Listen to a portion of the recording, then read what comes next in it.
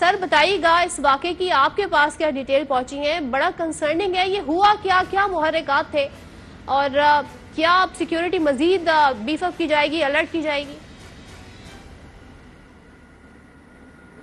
جی بالکل صدر صاحبہ، میں اسلام آباد میں تھا، ابھی پہنچا ہوں، اور آپ نے جو انٹرو میں بات کی ہے کہ ہمیں جاگنا چاہیے بالکل پشاور واقعے کے بعد جو ہے نا، اور ہمیں بالکل ہر چیز میں چوکنا ہونا چاہیے.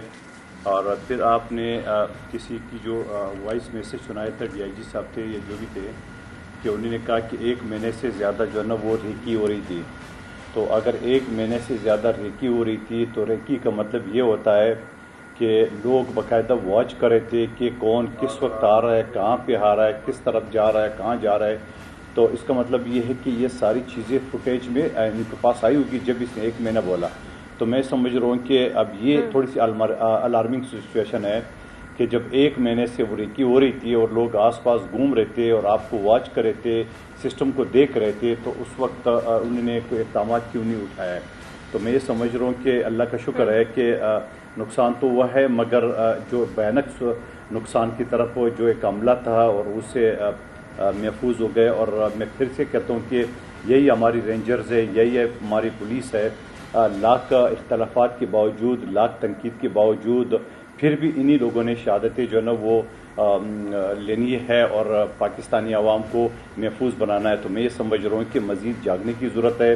اور نیشنل ایکشن پلان کا جو 2020 پلان تھا، نیشنل ایکشن پلان کا جو APS واقعے کے بعد تمام حکومت میں بیٹھے ہوئے یا اپوزیشن میں بیٹھے ہوئے تمام پارٹیوں نے افواج پاکستان کے ساتھ مل کے بنا ہے، تو اس کے اوپر زیادہ سے زیادہ عمل کرنے کی ضرورت ہے تاکہ ایسے واقعہ مزید نہ ہو. صداقت عباسی صاحب، آپ اس پہ کیا کامنٹ کریں گے؟ آپ کیسے دیکھتے ہیں ہونے والے اس واقعے کو؟ اب ہمیں کیا کرنا چاہیے بطور پارٹی؟ ظاہر آپ لوگ تو حکومت میں بھی رہ چکے ہیں، کیا ہونا کیا چاہیے؟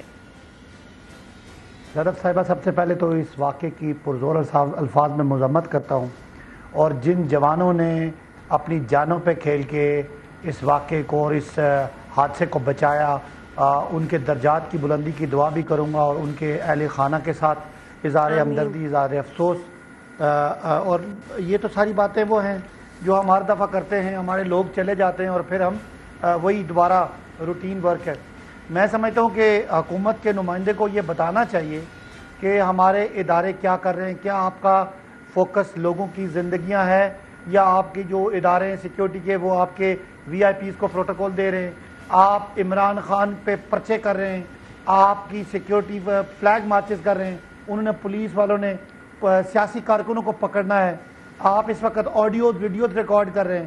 تو یہ ایک غیر سنجیدہ ٹولہ ہے جو بیٹھا ہوا ہے، اور جن کا کوئی ملک کے جو مسائل ہیں، چاہے ایک عام آدمی کی حفاظت کا مسئلہ ہو، اس کے امن و امان کا مسئلہ ہو، اس کے کھانے پینے کا مسئلہ ہو، اس کی معیشت کا مسئلہ ہو، ملک میں آئین ٹوٹ رہا ہے، تو یہ بالکل ہی جو ہے نا خواب خرگوش میں ہیں اور مست ہیں، اور اپنے پیسے معاف کرا کے، اپنے کیسز معاف کرا کے یہ بالکل ہی اس ملک کے ہر ادارے کو، ہر چیز کو یہ ڈبو رہے ہیں. یہ بڑی دکھ کی بات ہے. اصل بات کہتے ہیں نا، حادثے سے بڑا سانحہ یہ ہے کہ کوئی کچھ کرتا نہیں ہے، یعنی ایسے ڈھیٹوں کی طرح یہ بیٹھے ہوئے ہیں جیسے کچھ بھی نہیں ہے. آل پارٹیز کانفرنس میں آپ کو بلا رہے تھے تو آپ لوگوں نے منع بھی تو کر دیا تھا نا صداقت عباسی صاحب. تو یہ تو سیریسنس سیاسی جماعتوں کی بھی یہاں پر سوالیہ نشان ہے. دیکھیں، ایک آپ کو ساری پولیٹیکل پارٹیز کو بٹھانی ہے، تو صدف ملک کی ساری پولیٹیکل پارٹیز تو بیٹھی ہوئی ہیں. مجھے بتائیں نا کون نہیں ہے؟ یہ تجربہ کار نواز شریف، شہباز شریف، تجربہ کار آصف زرداری، ANP، مولانا فضل الرحمان، MQM، اور پتہ نہیں گنتی ختم ہو جاتی ہے. تو کیا ان کو کیا PTI کے آنے یا نہ آنے سے کیا فرق پڑتا ہے؟ یہ غیر سنجیدہ قسم کے لوگ ہیں، ان کا کوئی دھیان کسی طرح بھی ملک کی جو ایک پوری نیشنل فائبر ہے اس کو یہ برباد کر رہے ہیں. ملک کے اداروں کو بے دریغ اپنا سیاسی وکٹمائزیشن کے لیے استعمال کر کے عمران خان کے سیاست کی جو مقبولیت ہے اس کے خوف میں یہ لگے ہوئے ہیں. اور یہ مطلب بدقسمتی سے مجھ سے آپ بات کریں گی تو میں بتاؤں گا مہنگائی عروج پہ، تیل کی قیمتیں عروج پہ، ڈالر عروج پہ، ملک کی اکانومی نیچے بیٹھ رہی ہے، گروتھ نیچے آ رہی ہے. اور یہ کیا کر رہے ہیں؟ سنیں ان کی دلچسپی یہ ہے کہ یہ ڈھیٹوں کی طرح 85 لوگوں کی کیبنٹ بنائیں گے، آج ایک کیبنٹ ممبرز کے پاس کوئی میں اس پہ بات کروں گی، ابھی میں دہشت گردی پہ بات کرنا چاہتی ہوں. ٹھیک ہے، میں یہ کہہ رہا ہوں دہشت گردی اسی کیبنٹ نے کرنی تھی نا، ٹھیک ہے، انہی حکومت نے کرنی تھی. حکومت کا دلچسپی کوئی نہیں ہے. صداقت عباسی صاحب، طاہر عالم صاحب ہمارے ساتھ موجود ہیں. بڑا اہم مسئلہ ہے یہ، بڑا اہم مسئلہ ہے. معیشت پر بھی آؤں گی. پہلے میں طاہر عالم صاحب سابق آئی جی ہمارے ساتھ موجود ہیں، ان سے بات کرنا چاہوں گی. سر یہ بتا، آپ کے پاس اب ڈیٹیل جو آئی ہیں بڑی خوفناک قسم کی ہے کہ 1 مہینے سے ریکی کر رہے تھے. آپ ہمیں کیا بتائیے گا، یہ کیسے ممکن ہوا کہ 1 مہینے ریکی کرتے رہے؟ قادر مندوخیل صاحب نے بھی پوائنٹ آؤٹ کیا کہ یقیناً فوٹیجز کی مدد سے معلومات حاصل ہوئی ہوں گی، تو کیوں نہیں پہلے سے ساری صورتحال کو انٹرسیپٹ کیا گیا؟ اصل میں پولیس پاکستان کا ایک ایسا ادارہ ہے جو پورے ملک میں پھیلا ہوا ہے. پولیس کے تھانے اور تھانوں کے اندر جو بیٹیں ہیں وہ جتنی واسٹ ہیں، کوئی بھی ادارہ ہو، کوئی انٹیلیجنس ایجنسی کا بھی اتنا زیادہ پھیلاؤ نہیں ہے. اب چاہیے تو یہ کہ پولیس کو جو بھی کاؤنٹر ٹیررزم کی پالیسی بنائی جاتی ہے اس میں پوری طرح سے شریک کریں. اور ابھی ہم دیکھتے ہیں کہ اس سے پہلے جو ڈیفنس کمیٹی کی میٹنگ ہوئی اس میں سروسز کے تو چیف ہوتے ہیں لیکن پولیس کو بالکل کوئی اہمیت نہیں دی جاتی. پولیس سے کام لینا چاہیے. اور یہ جو ہے کراچی ایک بہت بڑا شہر ہے، اس کی آبادی بے تحاشا پھیل رہی ہے. ہر روز ہزاروں کی تعداد میں نئے گھر بن رہے ہیں، لوگ آ رہے ہیں مختلف ملک کے علاقوں سے وہاں آباد ہو رہے ہیں. اور جس پر کوئی ہمارا چیک نہیں ہے، کوئی ڈیٹا بیس نہیں ہے کہ کون کدھر سے آیا ہے. اب میں آپ کو بتاؤں گا علامہ ابن خلدون طاہر صاحب معذرت کے ساتھ، یہ دہشت گردی کا واقعہ پہلی دفعہ نہیں ہوا کافی عرصے بعد ہے. کراچی کی حد تک ہم بات کریں، لیکن پشاور کا سانحہ ویک اپ کال ہونا چاہیے تھا. خیبر پختونخوا میں جو کچھ ہوتا رہا، تو ہم تو بڑے ان معاملات کو دیکھتے رہے. آپ کہہ رہے ہیں کہ بہت ساری چیزیں ہیں جن کو ہونا ہے، تو یہ تو اب تک ہمیں ان سارے اپیریٹس کو ایکٹیو ہونا چاہیے تھا.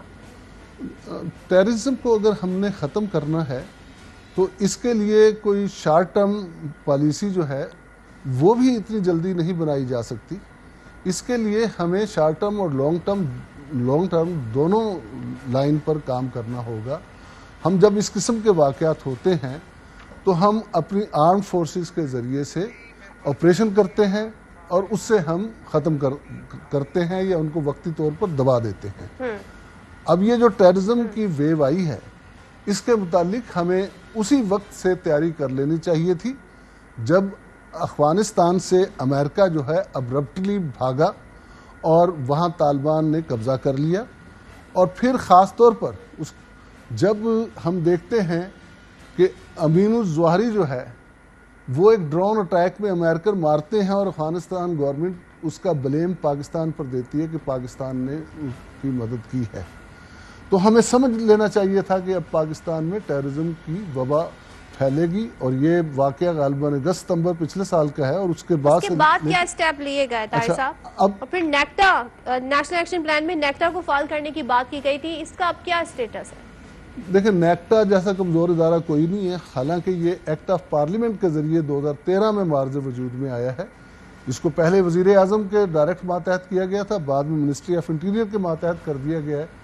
نیکٹا میں چن کے وہ لوگ لگائے جاتے ہیں، میں کسی کو بلیم نہیں کرتا، لیکن جن کو کہیں پوسٹنگ نہ مل رہی ہو انہیں نیکٹا میں لگا دیا جاتا ہے. نیکٹا کی طرف کوئی توجہ نہیں ہے.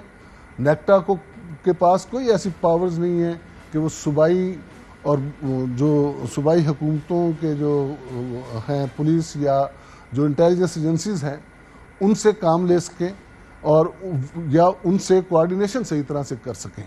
میرا خیال ہے کہ نیکٹا کو فعال کرنے کی بے حد ضرورت ہے.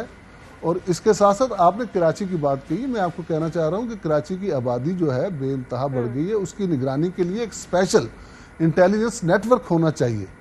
پولیس کو پبلک کے ساتھ مل کر کوئی ایک نیٹ ورک بنانا چاہیے اور پولیس کو جو سیاسی معاملات میں لگایا گیا ہے اس سے ہٹا کر اس طرف لگانا چاہیے. وی وی آئی پی ڈیوٹیوں سے اور پروٹوکول سے ہٹا کر اس طرف لگانا چاہیے. جب تک ہمارے پاس انفارمیشن نہیں آئے گی، جیسا کہ آپ نے کہا کہ وہ 1 ماہ سے وہاں پر ریکی کر رہے تھے، تو یہ آپ کی بات درست ہے کہ ہم تو نے سر آپ اگر پوائنٹ آؤٹ کرنا چاہیں کہ ابھی فوری اقدامات کیا اٹھائے جا سکتے ہیں جس میں ہمیں رزلٹ آنا دکھنا شروع ہو جائیں، وہ فوری اقدامات کیا ہو سکتے ہیں اگر کچھ اہم اقدامات اٹھانے ہو؟ دیکھیں، اگر آپ پولیس کی بات کریں گی تو میں یہ کہوں گا کہ پولیس کو اس قسم کے جتنے ایلیمنٹ ہیں جو انتہا پسند ایلیمنٹس ہیں، جو نفرت انگیز بات کرتے ہیں، ان کی نگرانی کرنی چاہیے، اور پولیس کو پبلک کے ساتھ مل کر اپنے علاقوں میں اس چیز کا پتہ ہر وقت رکھنا چاہیے کہ کون سے نئے لوگ آئے ہیں، کون بندہ کیا کر رہا ہے۔ اب آ جاتے ہیں باقی اداروں کی طرف۔ باقی قسم کی ٹیررزم جو ہے وہ ہماری جو سی ٹی ڈی صوبوں کی ہیں وہ کافی اب مؤثر ہوتی جا رہی ہیں، ان کے سپرد ہو، اور جو ایف آئی اے کا ٹیررزم ونگ ہے وہ کام کرے ٹیررزم فنانسنگ وغیرہ پر، منی لانڈرنگ پر کام کرے ٹیررسٹوں کی۔ اور اس کے علاوہ میرا یہ ذاتی خیال ہے، چونکہ ہمارے پاس سب سے مضبوط ادارہ ہماری فوج کا ہی ہے اور باقی اداروں کو کمزور ہی رکھا گیا ہے، اس لیے ہم جو اب ہماری انٹیلیجنس ایجنسی جو ہیں جو فوج کا ہی حصہ ہیں وہ کام کرتی ہیں، لیکن ان کے پاس کوئی لیگل رائٹ نہیں ہے کہ انویسٹیگیشن کریں کسی کی۔